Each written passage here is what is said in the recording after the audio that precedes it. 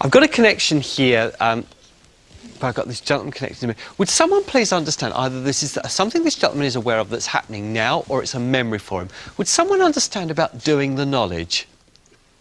The only way that I can associate to it is it's what you do if you're learning to become a taxi driver. Yeah. Would you also understand that they got hopelessly lost? Yes. And the phone call taking place saying, I'm somewhere, but I don't know where I am. Yes. I've got to actually say, it's probably a very inappropriate thing to say. I've got this fella linking with me, and he's killing himself laughing. Actually, it's me, but I was mucked about. There's a memory here of, like, gasping for air. All right, as if he's trying to show me that, like, at the end, he had, like, this gasping for air. I don't know, there's so many and they all gasp, don't they?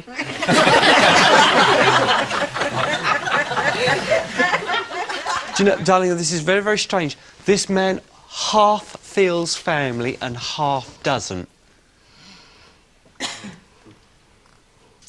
Would you please remember a funeral where the coffin was actually drawn through the streets on the back of a brewer's dray? That's the Dean, isn't it? Yeah. Right. Can you please understand why this man feels close to you? Yeah. But doesn't quite feel right to say family, but very close. It's almost like families that were very friendly with one another. Yeah. Right. Could you also please understand about a fight breaking out in a pub with glasses flying everywhere? Yes. Right, OK.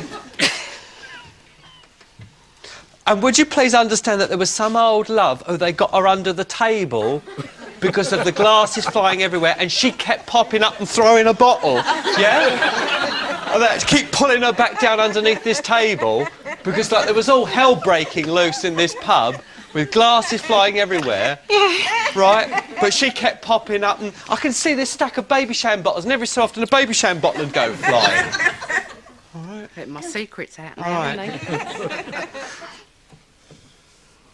Who were the three fellas that used to go off to the amateur boxing matches? Oh, God. Yeah, I've got that. All right. I'm going to say used to go off to the boxing matches because I don't think they've been for a while. No. Three good boys. To him. But it, as I say, I just get this lovely feeling from him. It feels close, almost like he's like family, but he's not family. All right, he's like family. Remembers and thinks of you in a very affectionate way. It does surprise me. Right. Well, you were the only one that actually told him what you thought. Yeah. And he might well have told you that you were interfering. But you were the only one that would tell him. Faced up to him. Yeah. Yeah. You cheeky old so-and-so. All right. Also, he said, there's some people that might be pleased to know, might not be pleased to know, but I am not actually burning in the fires of hell. All right.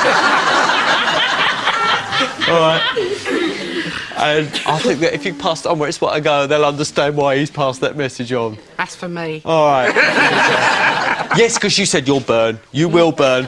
You said, well, if you just pass it on the fact that, you know, I'm not burning the fires there, and actually I'm doing all right.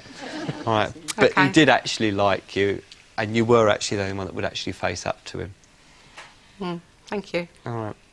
I'll leave his best wishes with you. Thank you. All right, you're welcome. He was a chap called Dixie Dean, who was head of a family that's very well known in the area that we live. This man half feels family and half doesn't. My son and one of his grandsons got into trouble, and in a very serious way, and it connected both the families. And we have got a nice connection. If out of something bad, something nice came. So. The coffin was actually drawn through the streets on the back of a brewer's dray. It's the only funeral that I've ever seen, with the coffin on the back of a, it was like a cart really. Yeah, it was like a cart, and the big old horse, because he was a big old boy, he was a big man. The funeral was very Romany, gypsy, austere, would that be the word? Yeah, did him proud. Who were the three fellas that used to go off to the amateur boxing matches? Three lads who automatically came to mind was Matthew, Johnny and Rocky Dean. Well, you were the only one that actually told him what you thought. It was a time when my eldest son got into a fracas with one of his grandsons, and the policy is that if one of them goes down, then the next one that's older gets involved.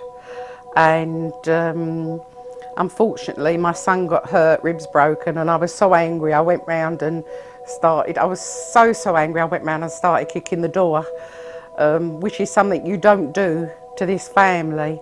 And when they actually came to the door, I fronted them, you know. My ex-husband at the time, frightened to death he was, but and a couple of the neighbours wouldn't let me in on the way back in case, you know, but, you know, I just felt I needed to stand my ground. I've seen some good mediums, some bad mediums. Up until today, Colin bored me. But, as I said, I've got to eat my words, he could not have been more positive. I was gobsmacked. So I will apologise to you personally on the TV in front of millions of people that you are a very good medium and I shouldn't judge you.